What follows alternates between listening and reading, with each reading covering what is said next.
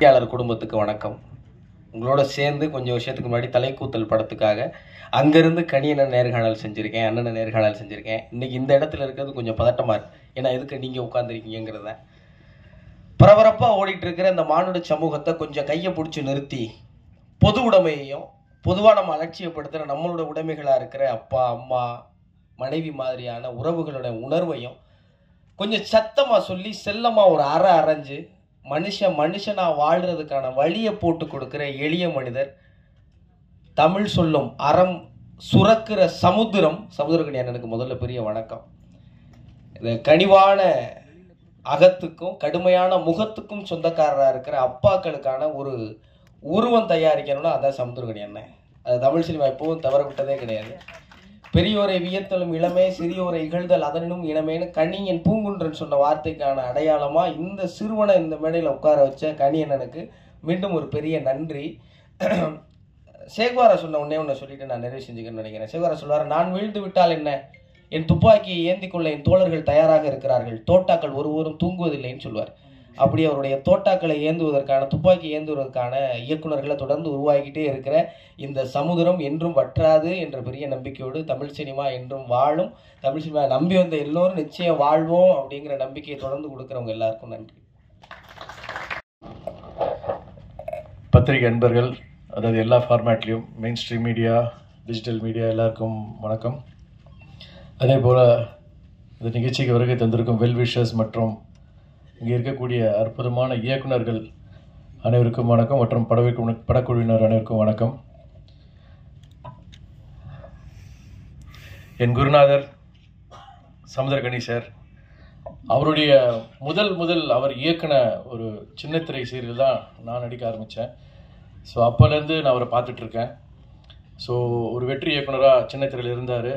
அதற்கு பிறகு திரைப்படங்கள் போய் இயக்க ஆரம்பித்தார். ஒரு சில படங்கள் இயக்குனார். அது பேசப்பட்டது, ஆனால் அது பெருசாக ஒரு வரவேற்பு கிடைக்கல. அதற்கு பிறகு எந்த ஒரு யோசனையும் இல்லாமல் மீண்டும் சின்னத்திரைக்கு திருப்பி இயக்குனார். அதுக்கப்புறமா திரும்பவும் இல்லை, எனக்கு பெரிய ஒரு விஷயத்து இருக்குது, நான் அதை நோக்கி போகணுன்னு சொல்லிட்டு அதுக்காக ஃபேமிலிக்கிட்டலாம் சொல்லிவிட்டு, உனக்கு என்னம்மா பணத்துக்கு எந்த குறைச்சலும் இல்லை, நம்ம பார்த்துக்கிறோம் அப்படின்னு சொல்லி வீட்டில் ஒய்ஃப் கிட்ட கூட சொல்லிவிட்டு திரும்பவும் சினிமாவுக்கு போனார். ஆனால் அந்த முறை ஒரு அசோசியேட் டைரக்டராக போனார். அதுக்கப்புறமா பொறுமையாக ஒரு படமாக இயக்கி அதுக்கப்புறமா ஒரு பெரிய நடிகராக மாறினார். அப்போவும் அவர் எங்கேயுமே நிற்கவே இல்லை. எப்போவுமே ஓடிக்கிட்டே இருக்கணும்டா, வாழ்க்கையில் நம்ம சாதிக்க வேண்டிய விஷயங்கள் நிறைய இருக்குது அப்படின்னு எப்போவுமே சொல்லிக்கிட்டே இருப்பார். இன்னி வரைக்கும் அதான் சொல்லிகிட்டு இருப்பார். அண்ட் அதையும் தாண்டி நம்ம தம்பி ரமேஷ் சார் சொன்ன மாதிரியும் அவர் எப்பவுமே என்கிட்ட சொல்கிற ஒரு விஷயம் என்னென்னா, குடும்பத்துக்கு வேண்டியது செஞ்சிடணும்டா. ஆனால் அதை தாண்டி நம்ம வாழ்க்கையில் ரிலாக்ஸ் ஆகிற கட்டத்தில் நம்ம திரும்பி பார்க்க போது நம்ம என்ன படைச்சோம், நம்ம என்ன பண்ணியிருக்கோம், என்ன சாதிச்சிருக்கோம், இந்த சொசைட்டிக்காக நம்ம என்ன கொடுத்துருக்கோம் அப்படின்னு நம்ம திரும்பி பார்க்கும் போது நம்ம பேர் சொல்கிற மாதிரி ஒரு 20 படைப்புகளாக அது இருக்கணும் அப்படின்னு அவர் எப்பவுமே சொல்லிக்கிட்டே இருப்பார். அது ஒரு உண்மையான விஷயம் கூட. ஏன்னா இன்றைக்கி இங்கே இருக்கக்கூடிய இயக்குநர்கள் அதுக்கு பெரிய சாட்சி. அவ்வளோ அழகான படைப்புகளை கொடுத்த இயக்குநர்கள் இன்றைக்கி சனி சாருக்காக வந்திருக்காங்கன்னா அது அவர் மேலே வச்சுருக்கிற அது ஒரு அந்த அளவு கடந்த ஒரு பாசம், மரியாதை மற்றும் அவருக்கு இவங்க கொடுக்குற ஒரு அங்கீகாரம் தான் நான் நினைக்கிறேன். ஸோ அப்படிப்பட்ட அந்த படைப்புகளில் கண்டிப்பாக ராகவமும் கண்டிப்பாக சேரும்ன்ற நம்பிக்கை எனக்கு இருக்குது. அவர் தாண்டி ஒரு மகனாக என்னை அவர் பாவித்து ஒரு அங்கீகாரம் கொடுத்துருக்காரு. உண்மையில் ரொம்ப சந்தோஷமாக இருக்குது. அதையும் தாண்டி நம்ம இயக்குனர் தன்ராஜும் அது வார்த்தையை சொல்லியிருக்காரு. ஸோ உண்மையிலேயே அது நல்லாவே பொருந்தது. ஸோ இந்த கதை எப்படி இருக்க போகுதுன்றது ஒரு தந்தைக்கும் மகனுக்குமான இருக்க ஒரு அற்புதமான உணர்வு. அதை ஒரு அழகான படைப்பாக வெளியே கொண்டு வர போகிறாங்க. ஸோ எல்லாரும் போல் நானும் காத்திருக்கிறேன். நானும் ஒரு தந்தை தான். என் மகனுக்கும் எனக்கும் ஒரு கண்டிப்பான ரிலேஷன்ஷிப் அந்த பர்டிகுலர் ஏஜ் குரூப்பில் எப்படி இருக்குன்றதை நானும் பார்க்கணுன்றதுல ரொம்ப அவரோட காத்துக்கிட்டு இருக்கேன். ஸோ இந்த படம் ஒரு அருமையான வெற்றி பெற வாழ்த்துக்கள். நான் ரொம்ப ஸ்பெஷலாக பார்க்குறேன். எப்படின்னா, ஒவ்வொரு முறையும் பேசும்போது பேசுவோம், வாழ்க்கையின் கடைசி காலகட்டத்தில் நம்ம பண்ண படங்களெல்லாம் எடுத்து பார்த்தா அதில் ஒரு 10 படம் இருக்கணும் அப்படின்னு ஆசைப்படுவோம். அப்படி நான் நினைக்கிற படங்களை எனக்கு கொடுத்த இயக்குநர்கள் சாட்டை மறக்கவே முடியாது. என் வாழ்க்கையை புரட்டி போட்ட ஒரு திரைப்படம்.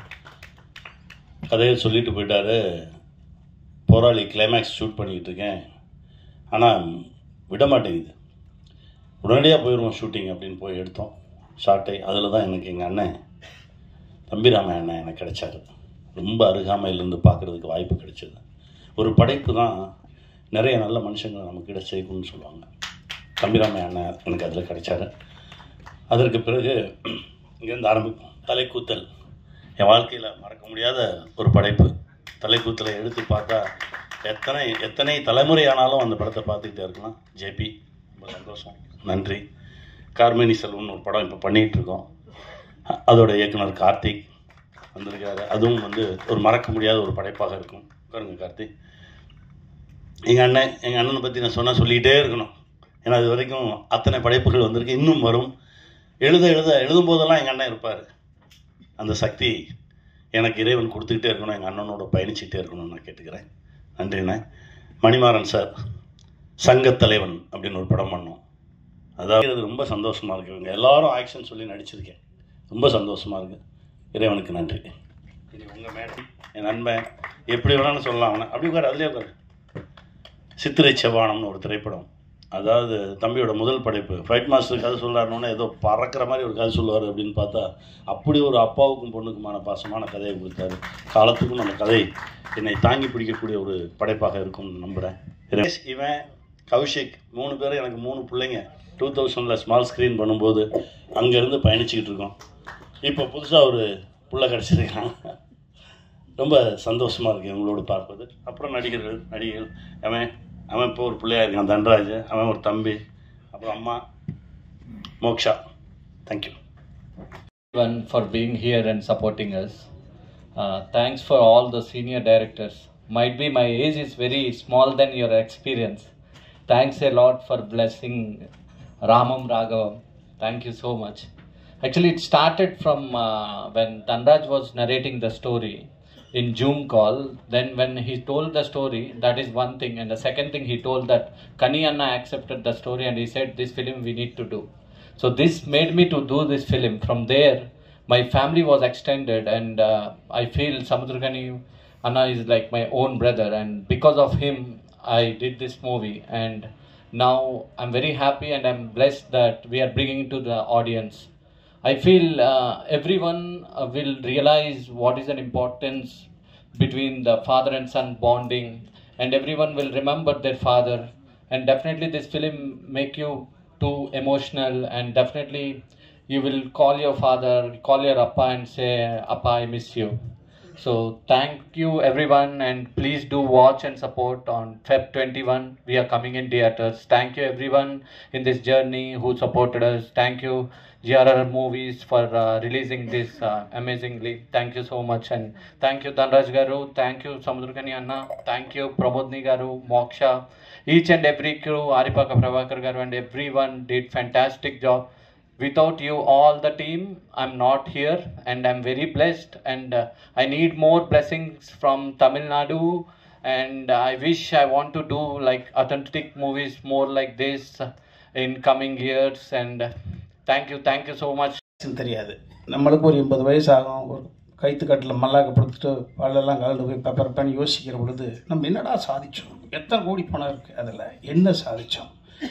அந்த சாதனைக்கு உறுதுணையாக இருந்தவர்கள் தம்பி சமுத்திரகனி அவருக்கு நிச்சயம் 80 ஒரு 90 நல்ல கண்ணையா வாழ்கிற வாழ வாழ்வார்.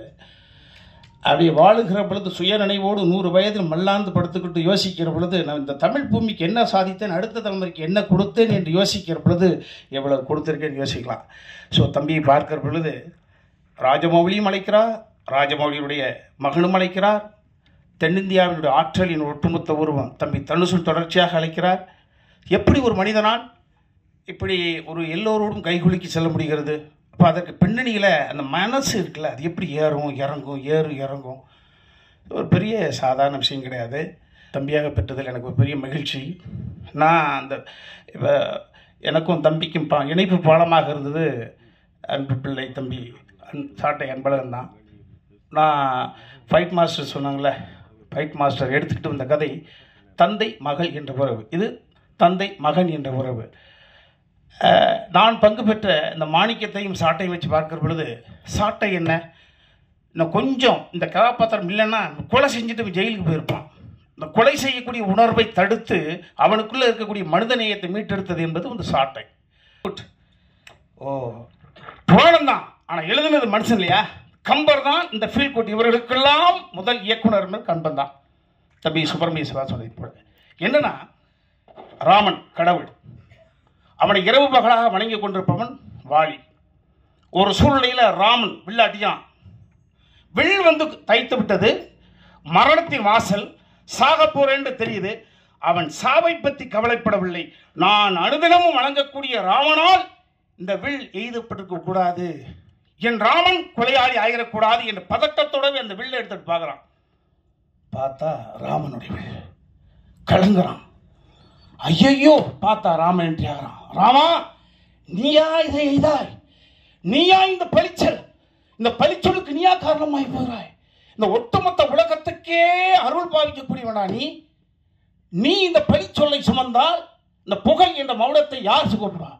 தகுதி இல்லாத போய் உட்காந்துட போறானே. ஸோ எவன் தவறு செய்தானோ இந்த தவறு செய்தவன் பாயிண்ட் ஆஃப் இருந்து யோசிக்கக்கூடிய குணம் இருக்கு. பார்த்தீங்களா? புராணம் தான் எழுதுனது. அவன் வசனங்கள் போடுறான் பாருங்க. டேய், ஓவியத்தால் கூட வரைய முடியாத உருவ அழகு கொண்டவன்டா நீ ராஜவம்சத்தை சேர்ந்தவன், படிப்பாளி. நான் குரங்கு இனத்தைச் சேர்ந்தவன்.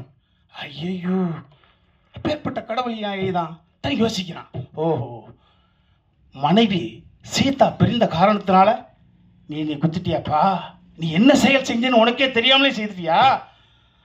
அதெல்லாம் பரவாயில்லப்பா. ஆனால் மாறு வேஷம் போட்டு என் மனைவியை தூக்கின ராவணனுக்கும் மறைந்திருந்து என்னை தாக்கிய உனக்கும் வித்தியாசம் என்ன இருக்குப்பா? அந்த உலகம் பேசுமேடா, அதை நினைச்சு எனக்கு சங்கடம் இருக்குப்பா. ஸோ அப்படி நினைத்தே ஃபீல் பண்ணுறான். ஃபீல் குட் பாருங்க. சரி, ஒவ்வொரு மனிதனும் பிறப்பது சாவதற்குத்தான், பாசிட்டிவ் அப்படின்றதுக்கான வாழ்வதற்கு என்று சொல்கிறோம். பிறக்கும் பொழுதே இன்னொரு சபம், அதனால தான் பிரசவம்.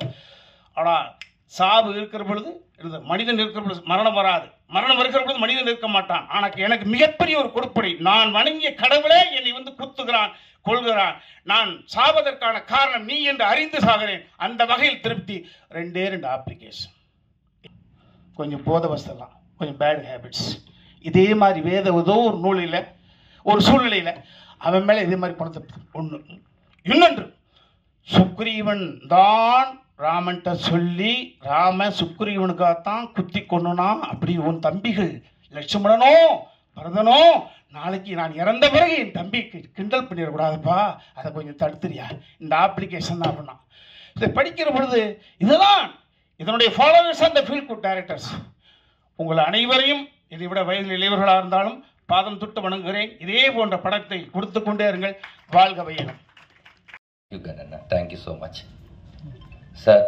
இங்கே வந்த எல்லா டைரக்டருக்கு நன்றி சார். வை பிகாஸ் நான் கூட கணன படத்துக்கு டைரக்ஷன் பண்ணப்போ நீங்கள் கூட பண்ணாங்க. அந்த மாதிரி இந்த ராமம் ராகம் படம்ல உங்கள் ரெஸ்பெக்டெல்லாம் அப்படியே இருக்கும் சார்.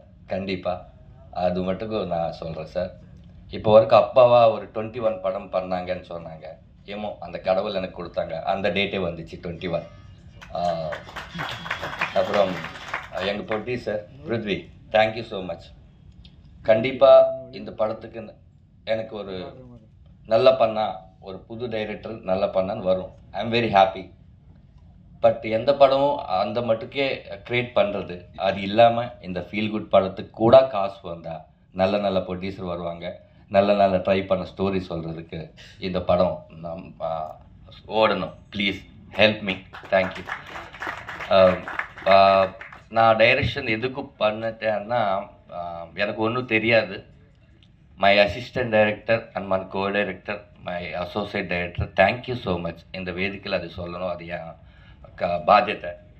అప్పుడు my DOP and my editor Martanda K Venkatesh గారు, మై ప్రజెంటర్ ఆరిపాక ప్రభాకర్ గారు and everyone thank you so much.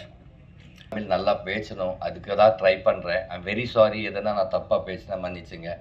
நீங்கள்லாம் நான் ஹைதராபாத்தில் பார்க்குறேன், எவ்ரி மீடியா எல்லாம் social media and main media and Twitter, Facebook promotion நல்லா பண்ணுறாங்க. Thank you Guna, thank you so much your support. இன்னும் படம்ல இந்த எல்லாரும் சொன்னாங்க, இந்த ராமாயணம் பற்றி எல்லாம் சொன்னாங்க. அது ராமாயணம்ல தசரதர் சொன்ன மாதிரி ராமுடு வாரு வனவாசம் போவாங்க.